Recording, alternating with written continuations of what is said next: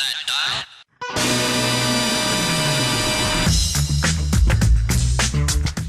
Well, if you think that your own yard is wild enough for you this weekend, you probably just need a little encouragement and advice to help you get started with your landscaping project. This week we met up with Mike Gorham from Bartlett Tree Service to discuss some common issues that you may be tackling this spring. All right. It's certainly been a weird spring. Let's see, it was 80 degrees in April, the warmest April on record.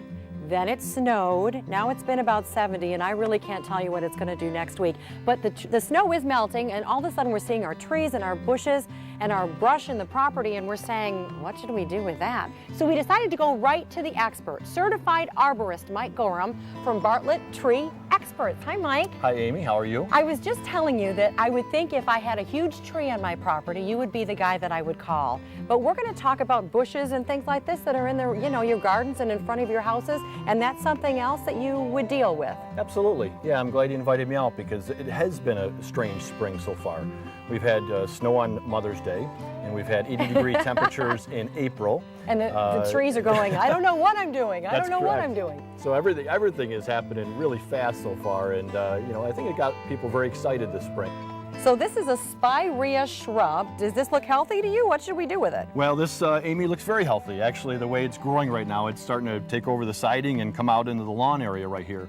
The plant overall is very healthy. It's got nice, lush growth. It's got good color. It's spirea. This variety is supposed to have that. But what this does need, it needs a haircut. Okay. It needs to be pruned is what All right. it needs. So what we'd like to do today is prune this down and give you an idea of a different pruning style. This is very natural right here, and if let go, this plant becomes very woody. And you can see some of the stems here, they're starting to die back because that's getting a little bit too branchy right there. All right, now we're talking ornamental trees, Mike, and how can we determine this is an ornamental tree as compared to, a tree? Yeah. What's the difference? Well, that's a great question, a very common question. This is a flowering dogwood, and this is a tree that is built to get only a certain height, generally 10 to 15 feet or so. As long as you maintain it, prune it, it will maintain its size. This is a much smaller root system, which would encompass basically just the ivy that this is growing in, so no harm at all to a sidewalk. All right, speaking of ivy, obviously grown right up the trunk of this ornamental tree, is that too close? That is, yeah, Amy, that actually is too close. My concern is twofold.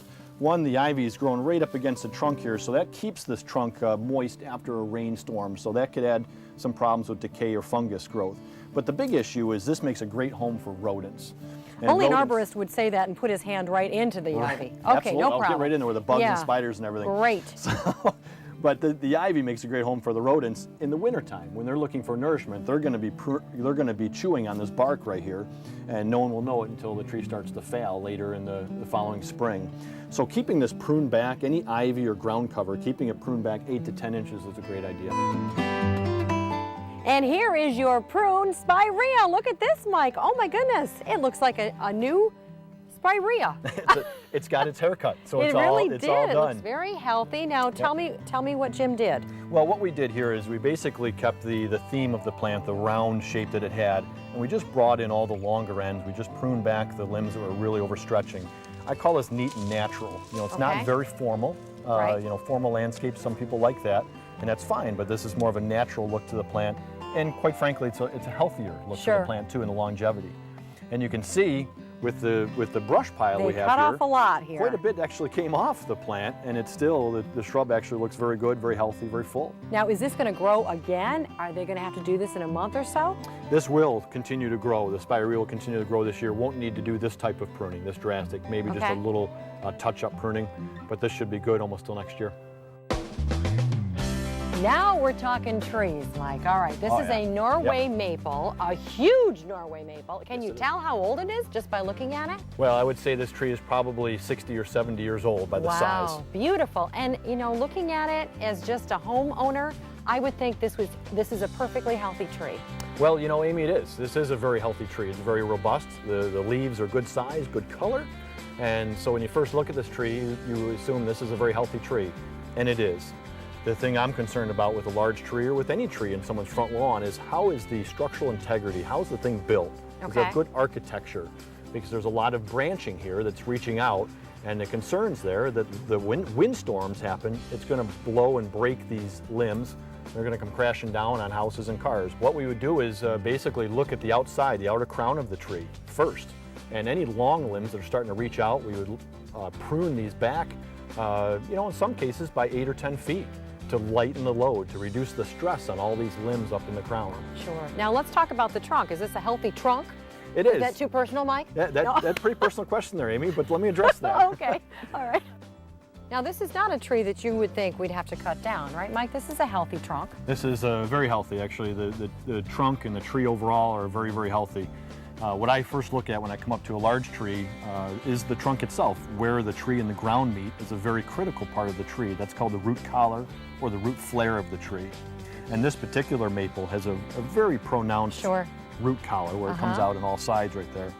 And that's critical, because if that's not exposed, the tree could be buried and there could be what's called stem girdling roots. Roots that act like a tourniquet and choke the nutrient flow up the stem of the plant. So that's the first thing I look at. And then generally just follow the trunk up and see if there's any decay, any ants present that might indicate decay in the tree, and see if there's any other spots or openings or wounds that might need to decline. And now we talked about mulch at the bottom of a tree. Can you plant plants and things like that, or is that not good? Yeah, and under a tree like this would be a great opportunity to come out away from the tree and put shade-loving plant to still be your hosta. And so that would be a great idea. And again, with mulch, ideally what we want to do with mulch is start right down here at the base of the tree. Not up here where you see it built up sometimes, but start down in here, right where the tree and the ground meet, and then work your way out away from the tree. Well, thank you, Mike. That's great information. Go outside, I guess all you homeowners, and check out your trees and your shrubs and your bushes. And we'll be hearing from you later on in the summer, I hear. Yeah, let's do it. I look forward to it. As we get later on in the season, we'll get to see what's happening, what's growing, and maybe what's not growing. I'm sure I'll have some more questions for you. Thank you so much. Good, thank you. Oh, wow, he really knows I love men who know their trees. I was Holy really excited cow. about that interview. And we hope to have Mike on throughout the summer with more great tips about trees and landscaping. Yeah. He's just a wealth of knowledge. Very sharp guy. In the meantime, you can visit bartlett.com for more information about maybe trimming up your bushes and trees. No, don't be scared. Coming up, we have more of the great music we love. Scarlet Ending is performing next on WCNY Connected. Check out WCNY Connected with us, Ted and Amy. Thursday nights at 9 on WCNY.